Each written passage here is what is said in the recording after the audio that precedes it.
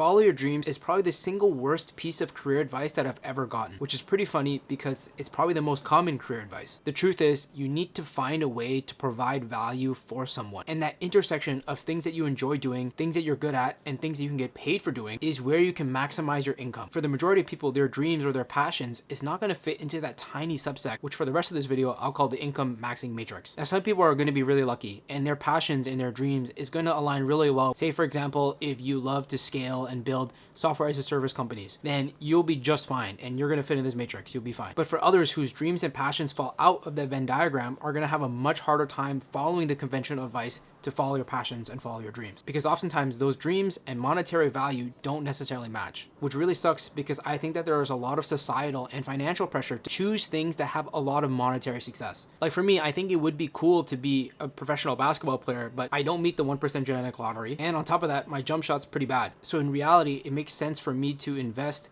into being like the top 10% or the top 20% at something that I know a lot of people need. Now, if this sounds familiar, it's because I loosely stole this idea to make this video from a clip of Scott Galloway that I saw, which I will link in the comments. So if you haven't seen it, go watch it. I really recommend it. So the TLDR of income maxing, at least in my opinion, goes like this. Find a job that pays well, make sure it's something that you enjoy enough to do for 40 hours a week, and something that you're good enough at to do for 40 hours a week. With those three things, make a lot of money. And since you're watching my channel, obviously very biased, invest a ton of that money so that you can achieve financial independence and retire early. But a counter argument, and honestly it's something that I've been thinking about a lot more recently and kind of has been bothering me, is defining your self-worth while you're working towards FIRE. Now, circling back to the income maxing Venn diagram, so much of your personal worth is going to be tied up into this tiny subsection of your life. And it kind of makes sense. The majority of your life has been working towards this tiny subsect. And if you want to achieve FIRE at a young age, there's going to be a lot of grinding in the career sense, as well as in the personal sacrifice sense, all to maximize your income and invest as much as you can so that you can reach this magic FIRE number earlier. And with all this sacrifice and all this, I guess, income maxing, it kind of makes sense that you start to tie your self-worth to the specific job or the specific Venn diagram subsection that you're currently doing. At least for me, that's how I felt. In high school, I grinded all the math classes and did as good as I could in math so that I could get into a good engineering program. Then when I was in the engineering program, I was grinding not to get good grades,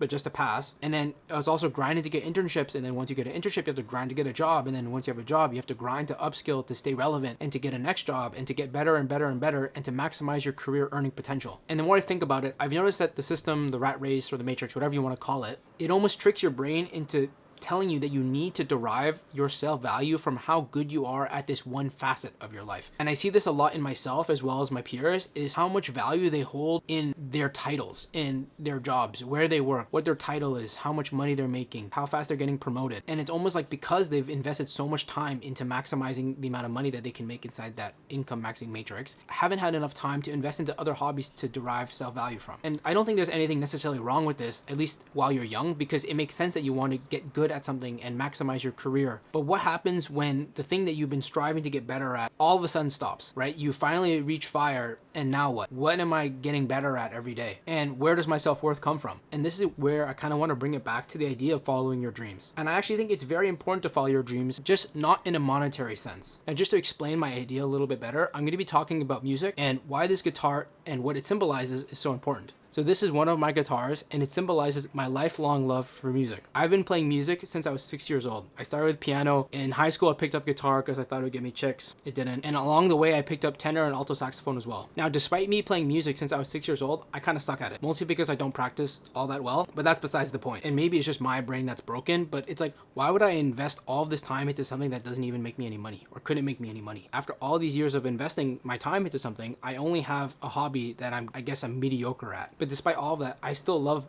music, I still love guitar, and I think that's what makes it my superpower. This hobby is something that I have completely for me that I will never monetize and probably can't ever monetize because I suck at it. But because I suck at it and therefore I can improve at it every single day is why it's one of the most important things when it comes to reaching my goal of FIRE. This is something that I can pour hours into and consistently get better with over time. And if you're kind of seeing the parallels, it's almost like it's a job. There is also an added benefit that music for me is creative, and there have been studies that show people who are doing creative hobbies or hobbies in general are less likely to get burnout. And just like that feeling that you get when you get better at your job, getting better at a hobby is something that is important to you, because once you removing yourself from your job, you need to still feel that progression and feel that feeling that you're getting better at something. And I don't think it has to be music or something that you think of when you traditionally hear the words follow your passion or follow your dreams. Really, the guitar is just a metaphor for building the life that you want while you're still working towards fire, because the journey is equally as important to the goal. And I really want you to sit and think about it. What would your ideal day be,